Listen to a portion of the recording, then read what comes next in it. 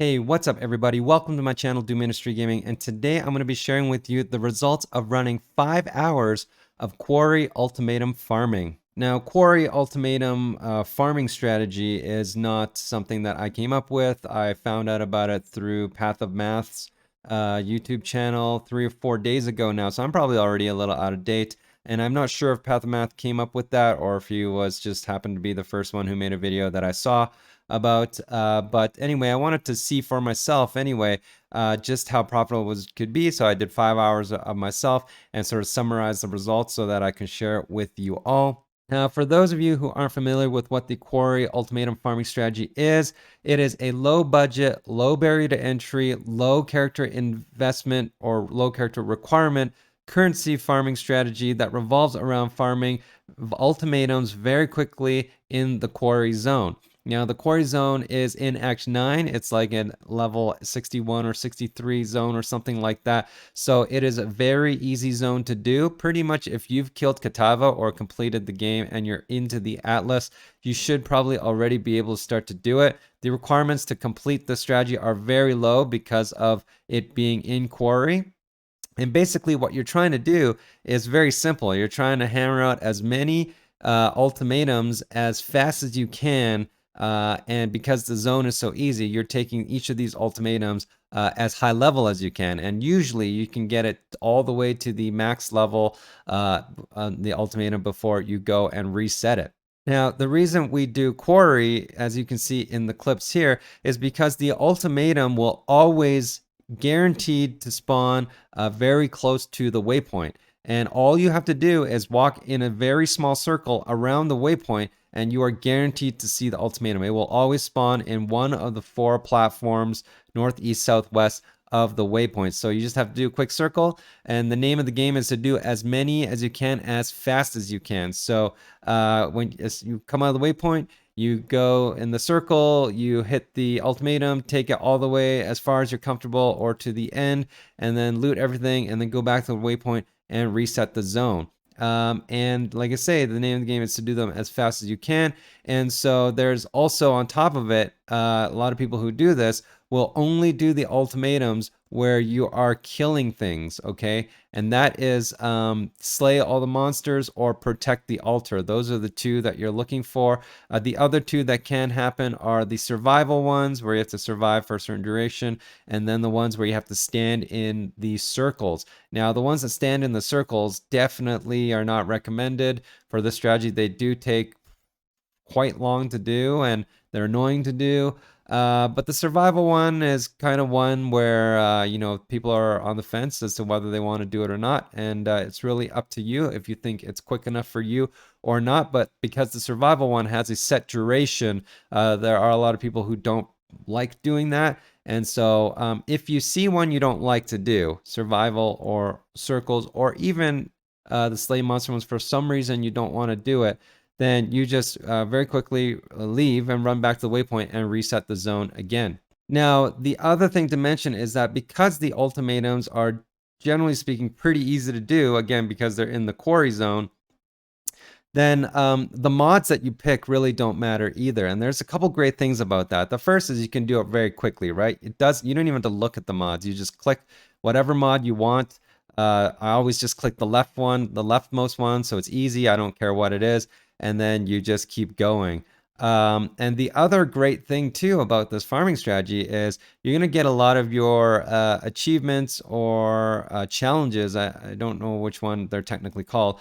You're going to get a lot of those done too through this method. The ones where you have to do certain types of ultimatums or certain mods in the ultimatums. I completed a bunch of those challenges while I was doing this over the 5 hours. And that's pretty much it for the strategy. Again, the name of the game is just to do as many ultimatums as you can, as fast as you can, and what you're shooting for is basically the ultimatum rewards, as well as the loot explosion at the end can drop some pretty good loot as well. And why don't we hop right into game here, and I'll show you what I collected over the 5 hour period. All right, so we're in game now. I've sorted all the loot that I collected from the 5 hours of quarry farming into sort of 2 tabs here. And I have the data for each hour as well, which I'll walk you through shortly after this as well. But just quickly at a glance, I did drop a raw exalted orb, which was pretty lucky. But even if you don't count that, dropping a ton of regular chaos orbs, vol orbs, fusings, which are selling for a lot right now, alterations, which are already valuable but will be continue to be valuable throughout the league. Regret orbs can sell for quite a bit as well. So just a lot of raw currency drops, which is a large part of the strategy of doing something very quickly like this. And then also among the other fossils and small cards and stuff like that, 6 link items can drop from the Ultimatum rewards. I got 3 6 links from the reward, and one of them was actually kind of useful. I think Condo's Pride, this might actually sell for 30 chaos or something like that. Other notable uniques and gear that I have, the other two will probably just sell for divine orbs, by the way. But other notable gear was this carcass jack here, a 5 link carcass jack. This might sell for 25C or something, a tremor rod and a couple other uniques that might be of some value, and then some rare items as well. The staff here isn't too terrible, to be honest. 122 fire damage, damage to spells, cast speed, crit spells, crit multi. And so, there's a wide range of gear that you can get, but like I say, it's mostly focused around currency drops and essences and fossils and what have you, with the occasional 6 link and some occasional uniques that might be pretty good. All right, so as usual with my currency farming videos, I am showing you the breakdown of the data here.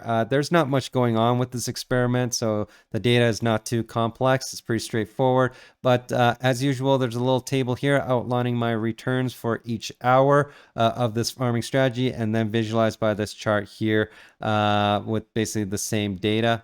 Now, these chaos values per hour are calculated by a third-party program called Excellence Next, which prices your items against PoE Ninja. And there are a couple caveats when it comes to using that program to estimate these values. For example, it does add value to some items which you may realistically never sell. For example, whispering or muttering essences. If you have enough of those, it assigns some value to it. But realistically, you may never realize that value. So there is a bit of a caveat when it comes to these numbers, but they're actually not terrible. They do price everything against PoE Ninja, like I said, and so it's usually a pretty good ballpark number, but don't take these for gospel by any means, and maybe take plus or minus 20%, 10, 20%, something like that, because like I say, between estimates and also items that you're never going to realize the value of, this might be slightly inflated. I do plan on putting out a small video as to what Excellence Next is and how it works if you're interested in that program in a few days. So make sure you keep an eye out for that. But otherwise, these are the values of each hour of the items that I collected each hour.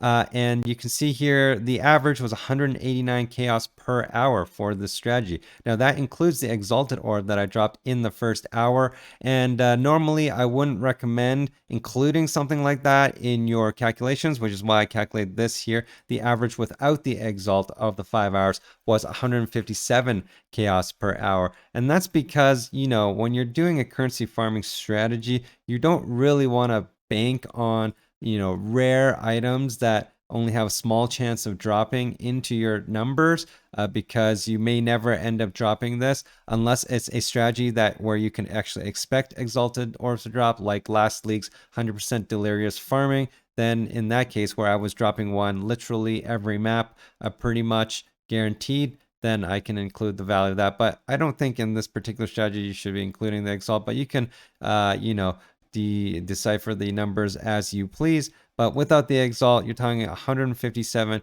chaos per hour, and as you can see, every hour I did right around that number, so that's probably a pretty solid number. And at 157 chaos per hour, this is not a bad currency farming strategy at all, considering it requires no investment and a very low character requirement to do, because you are farming Act 9. 150 is fantastic.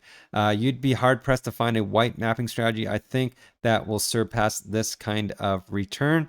And so If you're finding that you're struggling to farm currency this league, as I've heard many people are, myself included, maybe give this a try here. This is very easy to do. Like I say, you're completing a lot of challenges along the way as well. So maybe give it an hour or two. It's something that's very mindless as well. So you can throw up some Netflix or what have you on the side and do this quite peacefully and low stress. And it will help you build up a nice little war chest so that you can upgrade your character a little bit more so that you can tackle the harder content if you're hitting any walls getting there. All right, everybody, there you have it. The results of farming 5 hours of Quarry Ultimatum. Thank you so much for watching. I hope you enjoyed the video. And if you did, please like and subscribe. I also stream on Twitch Tuesdays, Thursdays, and Saturdays. Times are in the description below. Thanks again, and I'll see you next time.